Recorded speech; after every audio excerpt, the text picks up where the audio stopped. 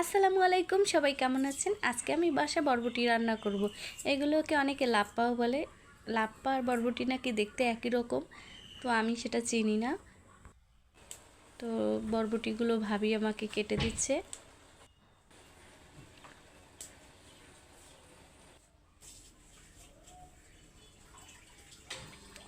এখন আমি এগুলোকে রান্না করব। বরবটিগুলো কাটা হয়ে গেছে, এখন আমার রান্না করার পালা।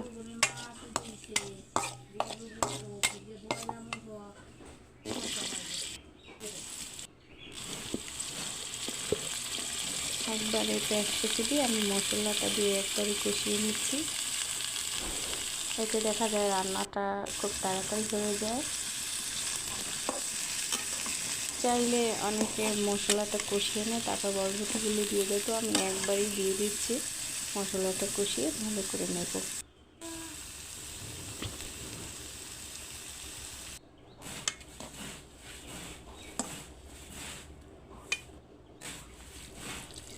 সিদ্ধ হওয়ার জন্য পানি দিয়ে দিচ্ছি, ঢাকনা দিয়ে কিছুক্ষণ জাল করে নেব।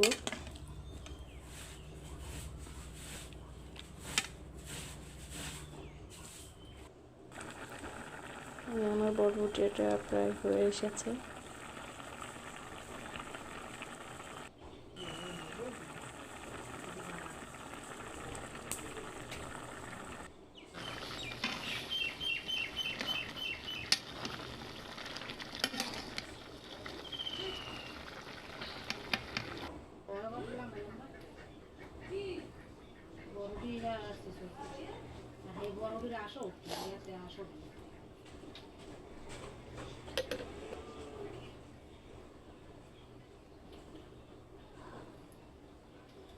বরবটি আমার রান্না হয়ে গেছে, এখন আমি এটাকে চুলা থেকে নামিয়ে নিয়েছি।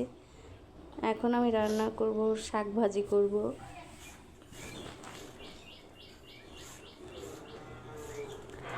শাকগুলো ভাবে কুচায় দিচ্ছি। এটা হচ্ছে যে কলমি শাক। কলমি শাক আমার অনেক ফেভারিট। মাঝে মাঝে পেঁয়াজ কুচি, কাঁচামরিচটা ভেজে তারপরে হচ্ছে আমি শাকগুলো দিয়ে দিই, কিন্তু আজকে একটু অন্যরকমভাবে কলমি শাকটা ভাজি করব। আমি ফেসবুকে দেখেছিলাম কলমি শাকটা এইভাবে ভাজতে, তো জানি না এভাবে কেমন হয়। আগে প্রথমে লবণ দিয়ে শাকটাকে একটু সিদ্ধ করে নেব। আমি প্রথমবার এইভাবে রান্না করলাম, তো সেক্ষেত্রে বলা যায় এটা আমার আজকে ফেসবুকের শাক ভাজি। তো আমি শাকগুলো সিদ্ধ করে নিয়েছি, সিদ্ধ হয়ে গেছে। এখন আমি পেঁয়াজ